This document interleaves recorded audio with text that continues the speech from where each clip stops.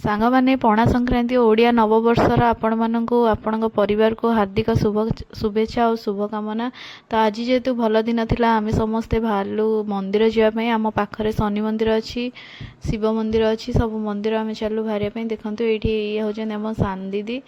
ତ ଆମେ ସାନ ଦିଦି ଆଉ ଝିଅ 2 ଜଣ ପୁଅ ଆମେ ଚାଲିଲୁ ମନ୍ଦିରକୁ। ଇଏ ଦେଖନ୍ତୁ ଆମର ନୂଆ ଶନି ମନ୍ଦିର କେତେ ସୁନ୍ଦର ହେଇଛି।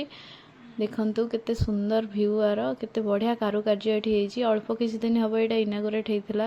ତ ଦେଖନ୍ତୁ ଏଇଠି ନବଗ୍ରହ ବି ଅଛନ୍ତି, ଯେଉଁଠି ତ ନବଗ୍ରହ ଥାନ୍ତି ସେଇଠି ବି ତ ଶନି ଥାନ୍ତି। ଏଇଠି এই ମନ୍ଦିରଟା ବହୁତ ପୁରାତନ ଆଉ ବହୁତ ଫେମସ୍। ଏଠି ଶନି ଯାତ୍ରା ଟାଇମ୍ରେ ବହୁତ ଲୋକ ଆସନ୍ତି ପାଣି ଢାଳିବା ପାଇଁ ଆଉ ଠାକୁର ବହୁତ ପ୍ରତ୍ୟକ୍ଷ।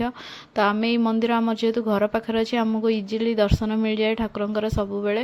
ତ ଦେଖନ୍ତୁ ଏଇଠି ମୁଁ ନମସ୍କାର କରୁଥିଲି ଆଉ ଗୁଡୁନ ବି ଯାଇ କେମିତି ଠାକୁରଙ୍କ ଧଣ୍ଡା ଆଣି ଖାଉଥିଲା ଆଉ ନମସ୍କାର ବି କରୁଛି।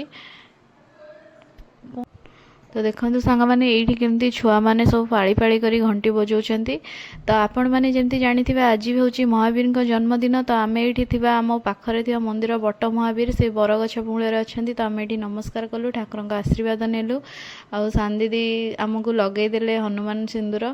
ଦେଖନ୍ତୁ ଏଇଠି ଆମର ବି ଗାଁରେ ଝାମୁ ଯାତ୍ରା ହେଉଛି, ଯେହେତୁ 10 ଭୁଜାଙ୍କ ମନ୍ଦିର ଅଛି ମାଙ୍କ ମନ୍ଦିର। ଏଇଠି ପ୍ରସିଦ୍ଧ ଝାମୁ ଯାତ୍ରା ଏଇ ଜାଗାର ଏଇ ଏରିଆରେ ବହୁତ ଲୋକ ମାନନ୍ତି ଆଉ ଏଇ ଜାଗାକୁ ଆସିଥାନ୍ତି ମାଙ୍କ ଆଶୀର୍ବାଦ ଲାଭ କରିବା ପାଇଁ। ଦେଖନ୍ତୁ ଆପଣ ଏମିତିଆ ଦୃଶ୍ୟ ଦେଖିଥିବେ କି ନାହିଁ ମୁଁ ତ ଆଗରୁ ଜାଣିନି, ମୁଁ ବି ଏଇଟା ଫାଷ୍ଟ ଟାଇମ୍ ପାଇଁ ଦେଖୁଥିଲି।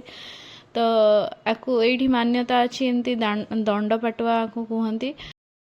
ବେସିକାଲି ମାନସିକ ପୂରଣ ହେଲେ ଲୋକମାନେ ଏଠାରେ ଆସି ଦଣ୍ଡପାଟ ହେଇଥାନ୍ତୁ। ଦେଖନ୍ତୁ ମନ୍ଦିର ବେଢ଼ାରେ ଥିବା ଶିବ ମନ୍ଦିରକୁ ଆମେ ଯାଇଥିଲୁ, କେତେ ବଢ଼ିଆ ସେ ଠାକୁର ସଜ ହେଇଛନ୍ତି। ଏଇଠି ଦେଖନ୍ତୁ ମାତା ପାର୍ବତୀଙ୍କ ମନ୍ଦିର, ଏଇଠି ଆମେ ପୂଜା କଲୁ। ତ ଆଜି ଯେହେତୁ ପବିତ୍ର ପଣା ସଂକ୍ରାନ୍ତି ବହୁତ ଜାଗାରେ ପଣା ମିଳୁଥିଲା, ଆମ ଛକରେ ବି ପଣା ମିଳୁଥିଲା। ଆମେ ଏଇଠି ପଣା ପିଉଥିଲି, ବହୁତ ଟେଷ୍ଟି ହେଇଥିଲା। ଦେଖନ୍ତୁ ଛୁଆମାନେ ଏଇଠି ଆଇସ୍କ୍ରିମ୍ ବି ଖାଇଲେ।